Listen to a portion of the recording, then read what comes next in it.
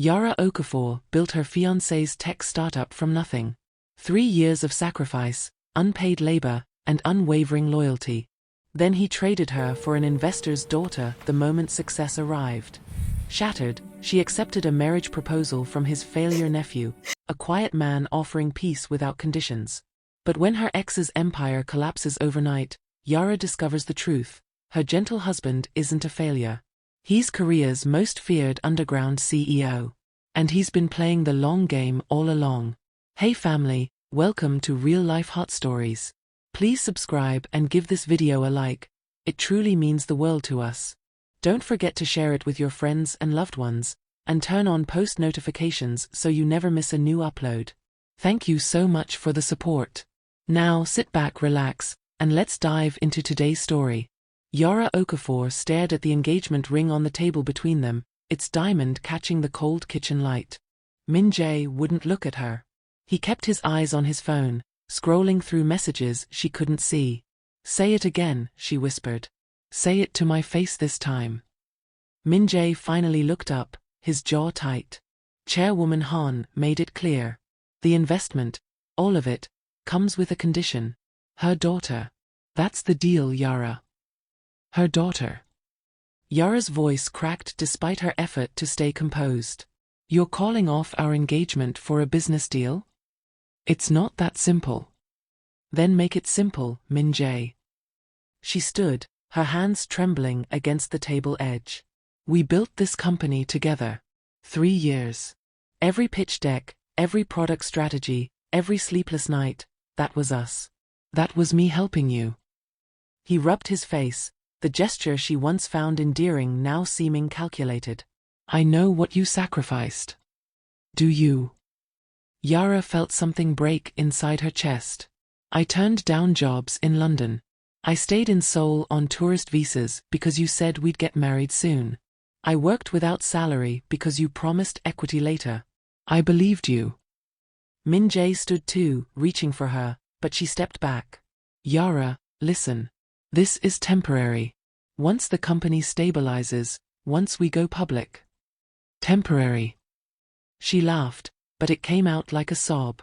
You're marrying someone else temporarily? It's strategic. Chairwoman Han wants optics, that's all. Her daughter needs a respectable husband for the media. 2 years, maybe 3. Then I can. Stop. Yara held up her hand. Just stop talking. The silence stretched between them like a chasm. Outside, Seoul's night traffic hummed, indifferent to the death of their future. The investor announcement is tomorrow, Min-jae said quietly. If I don't agree, we lose everything. The company, the patents, the team, it all collapses. Then let it collapse. Yara picked up the ring, its weight suddenly unbearable. You built this company on my back, Min-jae. You used my ideas, my strategies, my connections. And now you're trading me away like I'm nothing. That's not fair. Fair.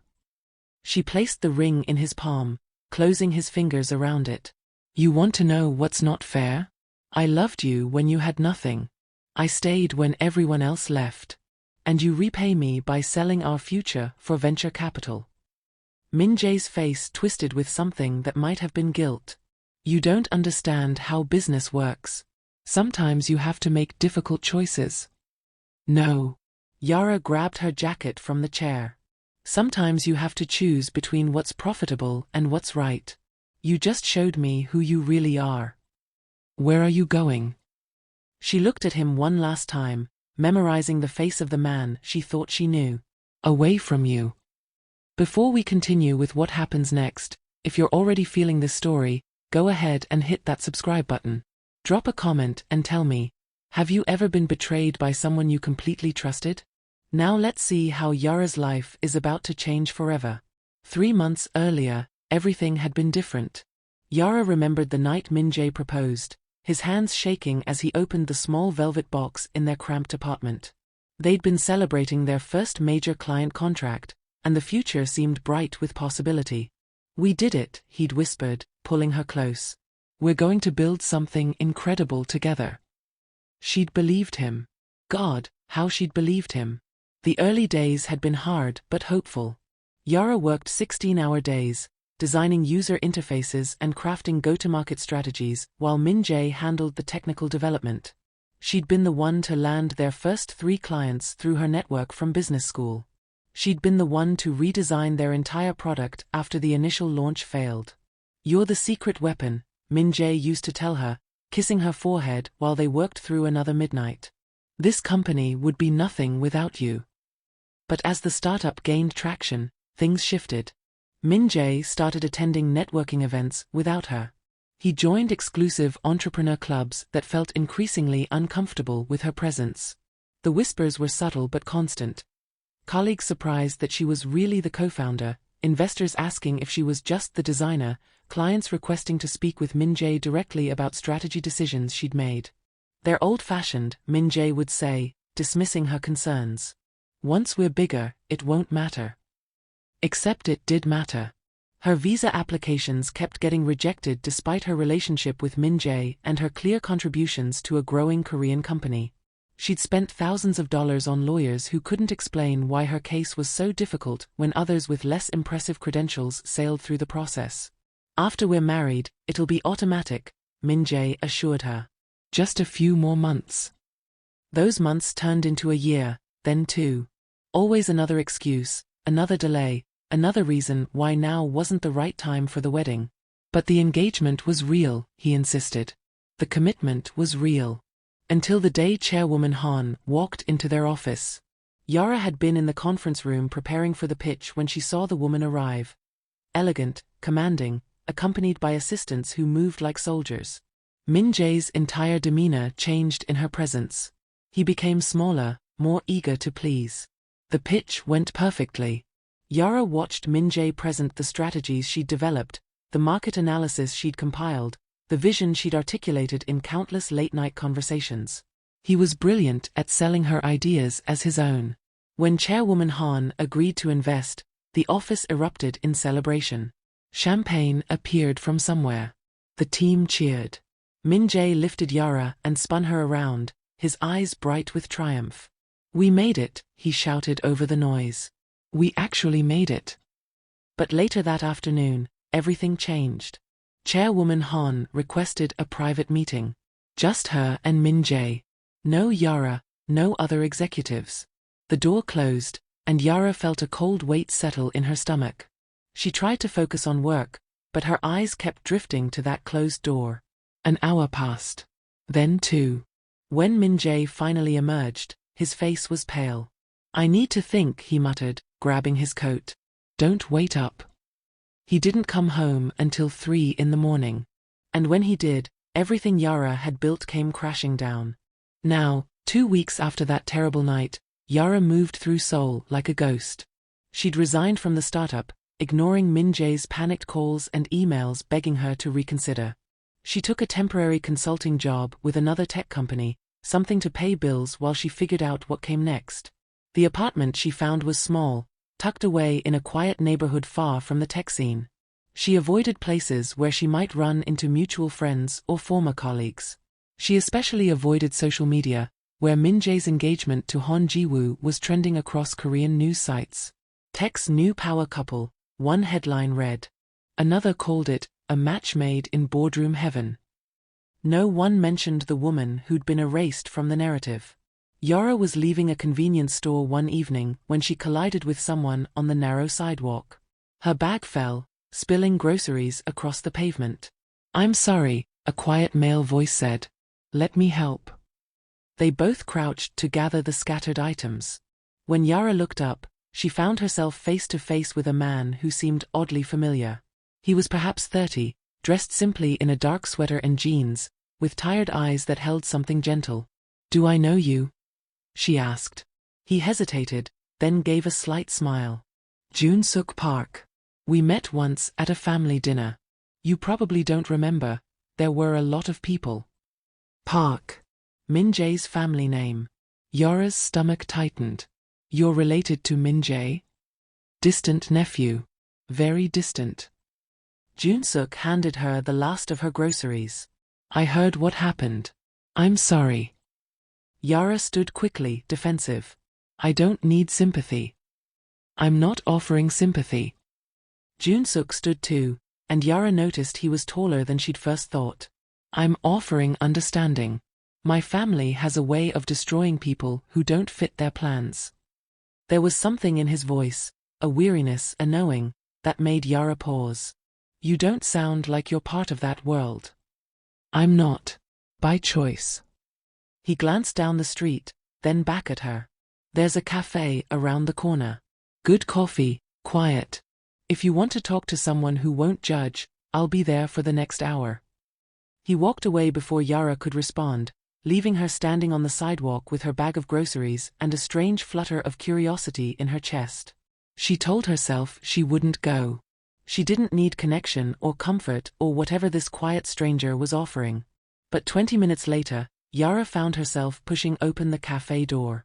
Junsook sat in a corner booth, a book open in front of him. He looked up when she entered, unsurprised, and gestured to the seat across from him.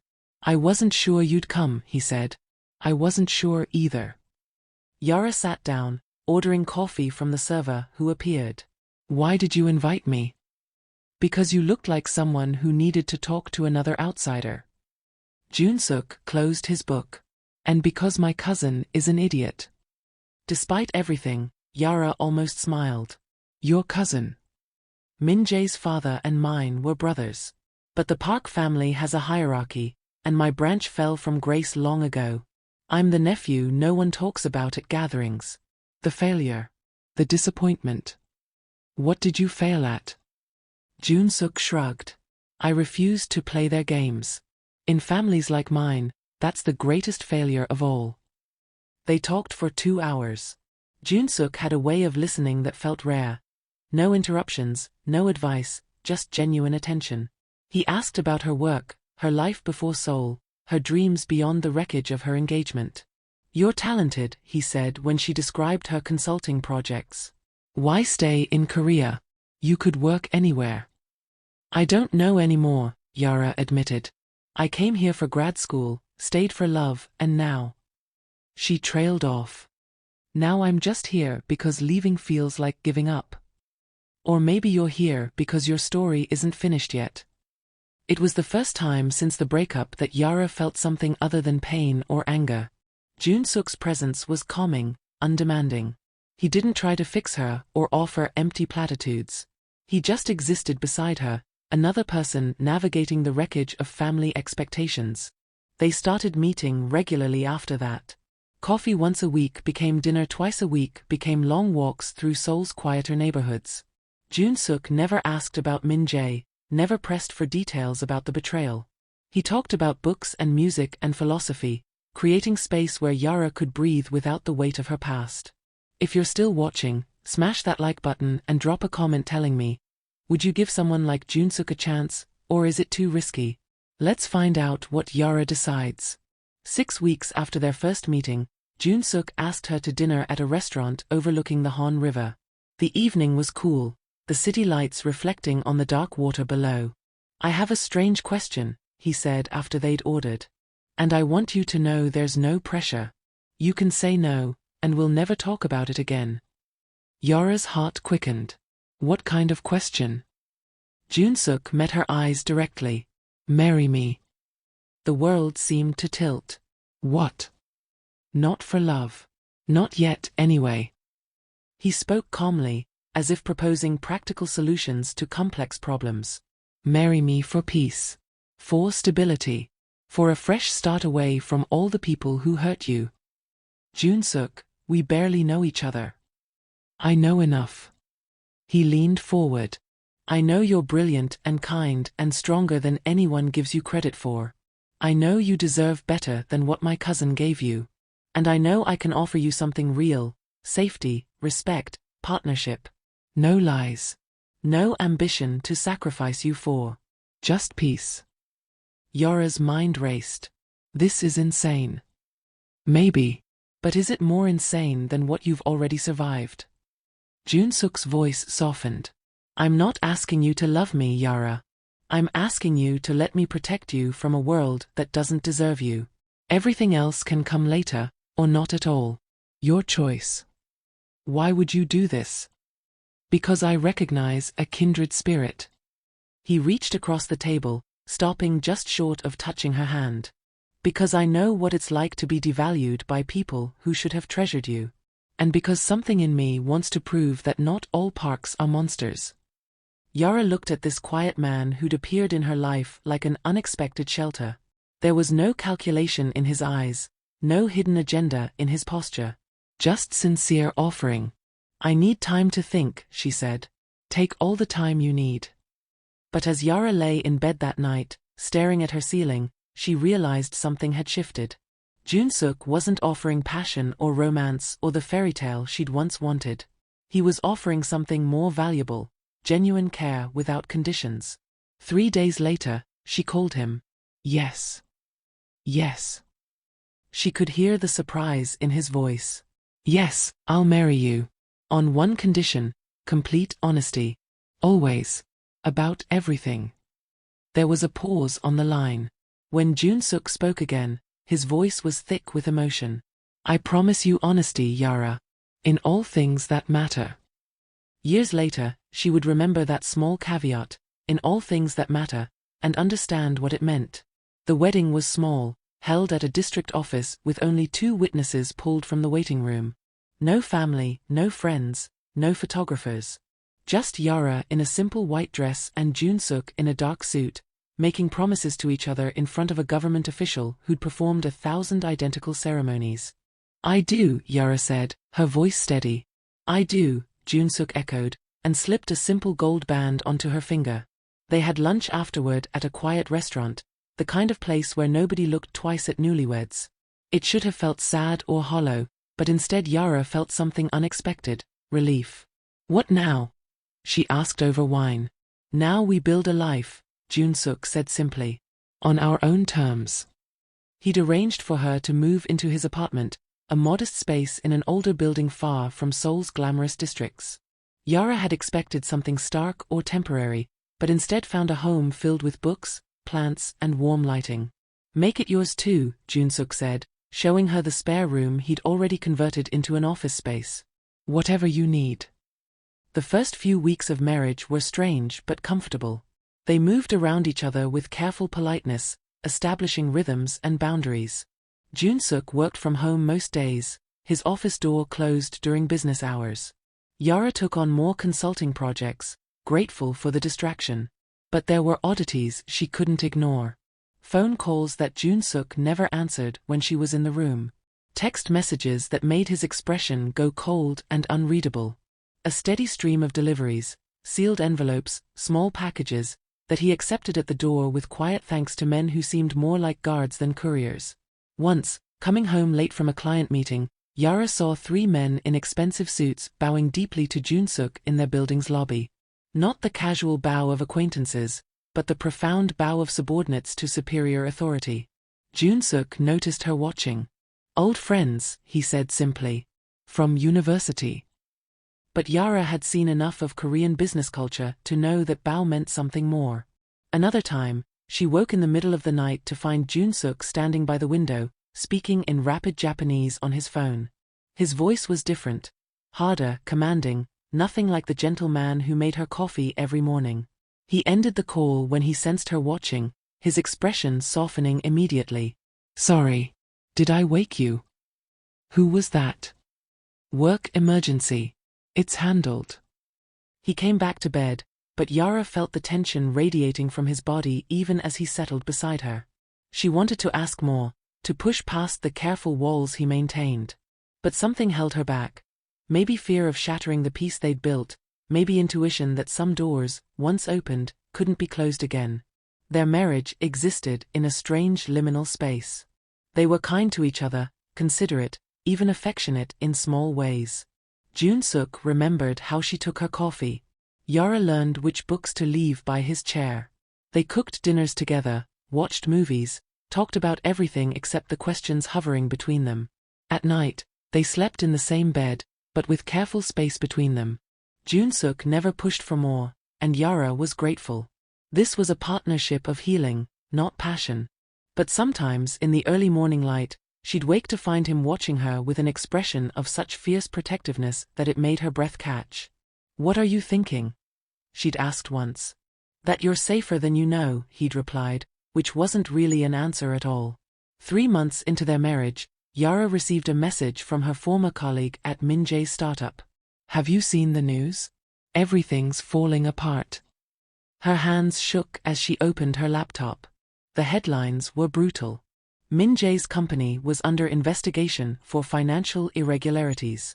Major investors were pulling out. The stock price, they'd gone public just weeks ago, had collapsed overnight. Chairwoman Han had issued a statement distancing herself from the venture. "Sources say the company's accounting practices are under scrutiny," one article read. "Several board members have resigned amid allegations of fraud." Yara felt a complicated mix of emotions. Vindication, certainly. But also sadness for the dream that had died, even if that dream had been built on her exploitation. "You saw," Jun-suk said from the doorway. She hadn't heard him enter.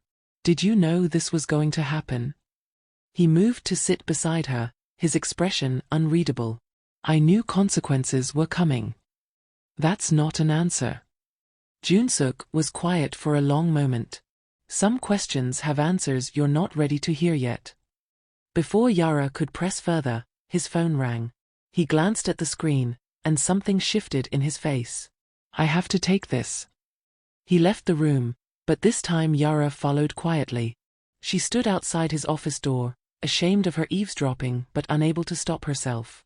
"The timeline is clear," Jun-suk said in Korean, his voice cold. "Complete divestment by Friday. Yes, all holdings." He made his choice. Let him live with the results. A pause. "I don't care about the optics. This isn't about revenge.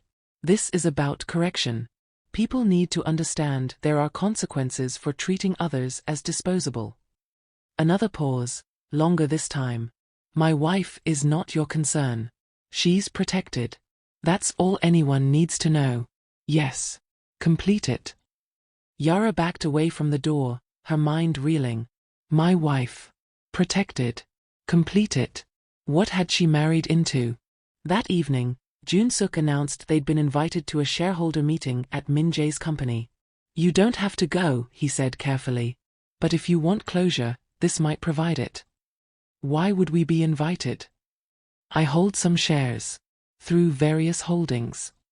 His eyes met hers. "Do you want to see him again?" Yara thought about it. Min Jae, who traded her for venture capital. Min Jae, whose company was now collapsing around him. Part of her wanted to refuse, to stay above the drama. But another part, the part that had been hurt and erased and discarded, wanted to witness the reckoning. "Yes," she said. "I want to go." The meeting was held in a luxury hotel's conference room. Yara dressed carefully that morning, choosing a tailored suit that proclaimed competence and recovery. Jun-suk wore a dark 3-piece suit she'd never seen before, expensive and perfectly cut. "You look different," she said. "I'm dressing for the occasion." Something in his smile made her nervous. The conference room was chaos when they arrived. Shareholders shouting questions, board members trying to maintain order, reporters clustered by the doors despite security's efforts to exclude them. Min Jae stood at the front, his face gaunt, his expensive suit hanging differently than it had months ago. He saw Yara the moment she entered. Their eyes locked across the room, and she watched shock, shame, and something else, fear, flicker across his face. Then his gaze shifted to Jun-suk beside her, and that fear intensified. "We should sit," Jun-suk murmured, guiding Yara to seats in the back. The meeting devolved quickly. Angry investors demanded explanations for the missing funds, the questionable partnerships, the sudden withdrawal of major backers. Min Jae stumbled through answers that satisfied no one. Then the door opened again. 3 men entered, moving with military precision. The room fell silent. These weren't shareholders or reporters. They were something else entirely, something that made even the angriest investors step back instinctively. Behind them came Jun-suk's assistant, a woman Yara had met only once, carrying a folder thick with documents. Jun-suk stood. The simple movement commanded attention in a way Yara had never witnessed. Every eye in the room turned to him. Jun-suk Park, he said calmly, as if introducing himself to strangers. CEO of Biko Holdings. Yara felt the blood drain from her face. Biko Holdings. She knew that name. Everyone in Korean business knew that name. It was the investment firm behind dozens of major corporations, the silent power that could make or break entire industries. And it was also, according to whispered rumors, the legitimate face of Korea's most feared underground syndicate. Min Jae looked like he might be sick. Jun-suk, I didn't know you'd be. You didn't know many things, Jun-suk cut him off, his voice pleasant but edged with steel. Including, apparently, how to treat people with basic human decency. He walked to the front of the room with unhurried steps. The crowd parted for him like water.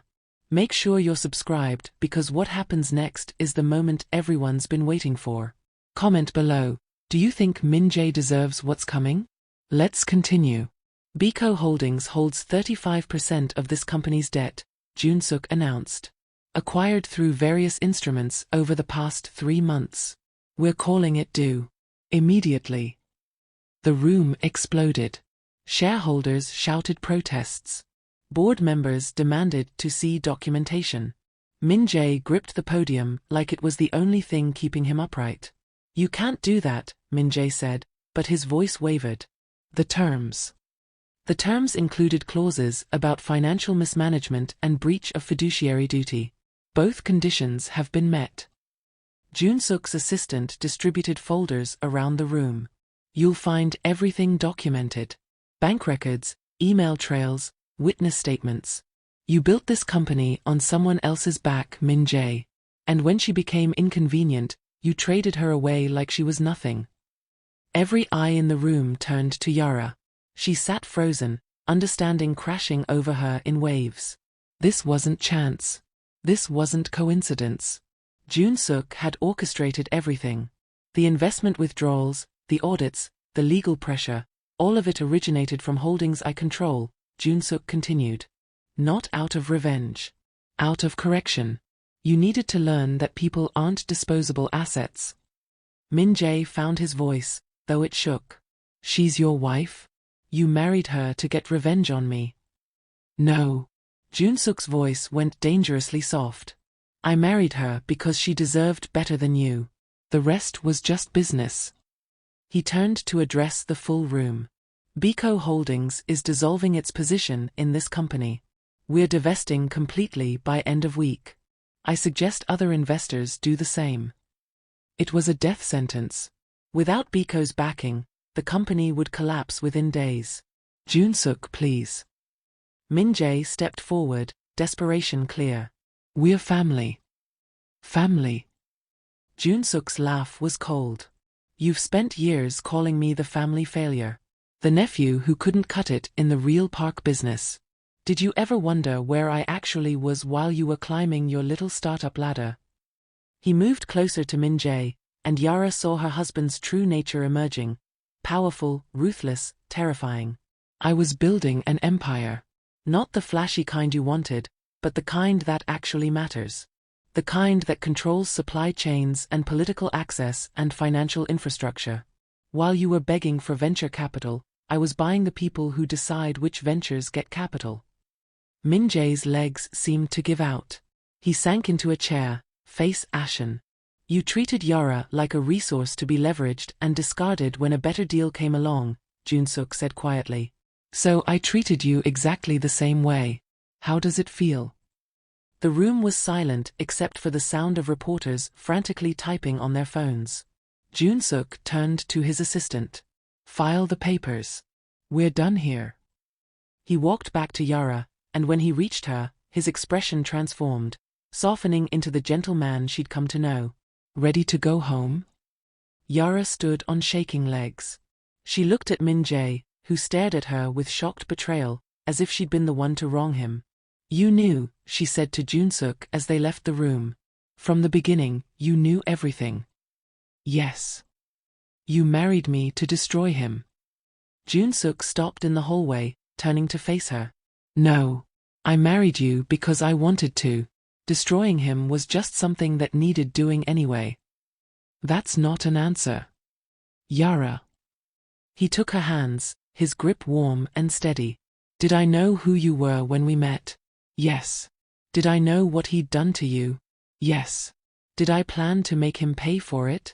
Absolutely. But did I marry you as some kind of revenge plot? He shook his head. I married you because from the moment I saw you in that convenience store, looking lost and hurt and still somehow strong, I knew I wanted to build something real with you. The business with Min Jae was separate. How can it be separate? You used me. I never used you. His voice intensified. I protected you. There's a difference. Min Jae used you, took your work, your ideas, your love, and traded them for status. I simply made sure he understood the cost of that choice. Yara's mind spun. Who are you really? Junsuk was quiet for a long moment. I'm the CEO of Biko Holdings, which controls investment in technology, real estate, and infrastructure across Asia. I'm also, he paused, choosing words carefully. I'm the person who maintains order in spaces where legal systems don't reach. My family has always existed in the gray areas between legitimate business and necessary force. You're talking about the Mafia.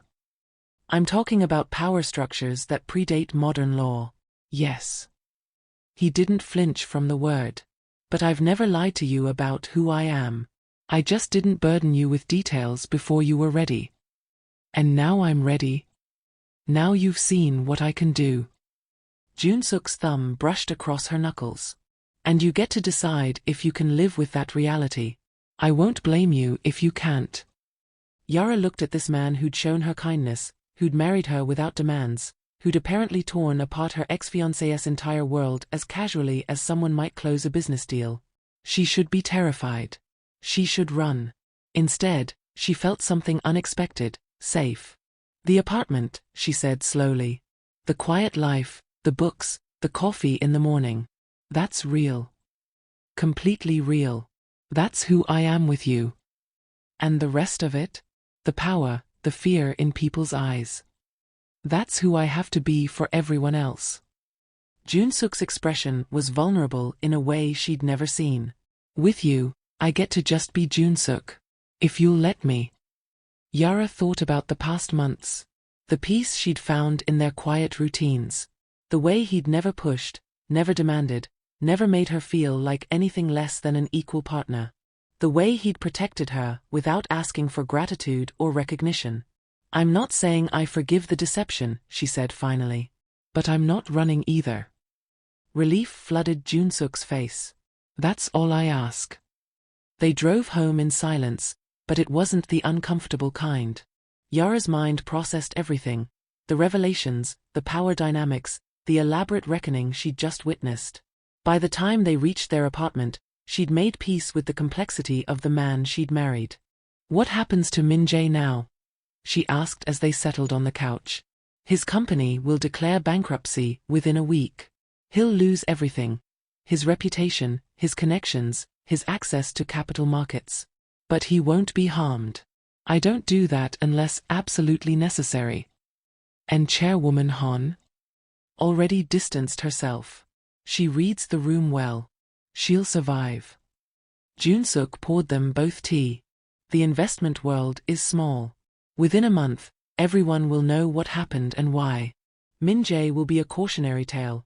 Don't burn bridges, don't treat people as disposable, and definitely don't cross someone with actual power while pretending you have it. Yara sipped her tea, processing. You could have told me. Before the meeting. Would you have believed me? Or would you have thought I was dangerous? I would have thought you were dangerous. Exactly. You needed to see it for yourself. See that I'm dangerous to people who deserve it, but never to you. She looked at him, really looked. At the quiet man who'd offered her peace when she needed it most. At the ruthless CEO who'd methodically destroyed her ex-fiancé's empire. At the complex human who somehow managed to be both. Junsuk. Yes. Did you mean it? What you said in that hallway? About wanting to build something real? He set down his tea and turned to face her fully. Every word. These past months with you have been the most honest of my entire life. In my world, everyone wants something: power, protection, profit. You're the first person who just wanted peace. It's addictive. Yara felt tears building. I didn't marry you for love. I know. But I think I'm starting to feel it anyway. Junsook's hand found hers. I've been in love with you since the third time we had coffee, when you laughed at my terrible joke about Korean dramas. I've just been waiting for you to catch up. She laughed through tears. This is insane. Maybe. But is it more insane than anything else we've survived? Yara leaned into him, feeling his arms come around her. For the first time since Min Jae's betrayal, she felt whole. Not because someone had rescued her, she'd rescued herself. But because she'd found a partner who understood that protection and partnership weren't mutually exclusive. Over the following weeks, the story spread through Seoul's business community. The tech startup that collapsed overnight. The CEO who'd traded his fiancée for investment, only to discover she'd married into real power. The quiet nephew who turned out to be anything but a failure. Yara returned to work with new confidence. Her consulting business grew as word spread about her strategic brilliance. No longer overshadowed by Min Jae's ego, her talent spoke for itself. Junsook introduced her to contacts across Asia, but never as his wife seeking favors. Always as a professional worth knowing on her own merits. I don't use you as an accessory, he explained. You're the main event. 6 months after the shareholder meeting, Yara ran into Min Jae at a coffee shop. He'd lost weight, his clothes less designer, his confidence shattered. He saw her and froze. Yara. She nodded politely. Min Jae. He struggled for words. I wanted to apologize. For everything. I was wrong. I was so wrong. Yes, you were. If I could go back. But you can't. Yara's voice was kind but firm. You made your choice. You chose status over love, profit over partnership. And you taught me the most valuable lesson of my life. My worth isn't determined by someone else's ability to see it. Min Jae's eyes were wet. Are you happy with him? Yara thought about her mornings with Junsook, their easy conversations over coffee. About the way he supported her work without needing credit. About how he'd shown her that power could protect instead of destroy, that complexity didn't mean duplicity. Yes, she said simply. I am. She left Min Jae standing there and walked home to the life she'd built from the ashes of betrayal. The apartment smelled like the dinner Junsook was cooking. He'd been teaching himself to make Nigerian food, wanting to honor her heritage. How was your day? He asked, kissing her forehead. Good. I ran into Min Jae. Junsook paused. And nothing. That chapter's closed. Yara wrapped her arms around him. This is my story now. Ours. He pulled her closer, and she felt the steady beat of his heart. The heart of a man who'd dismantled an empire to teach a lesson about human dignity. The heart of a husband who'd waited patiently for her to heal and then to love. Before I leave you, if this story moved you, hit that subscribe button, smash that like, and drop a comment telling me what you think about Junsook's revenge. Was it justified? What would you have done? I'll be reading every single comment. That evening, as Seoul's lights flickered outside their window, Yara and Junsook sat together in comfortable silence. She'd come to Korea chasing dreams, stayed for love, and lost everything she'd built. But from that loss, she discovered something more valuable.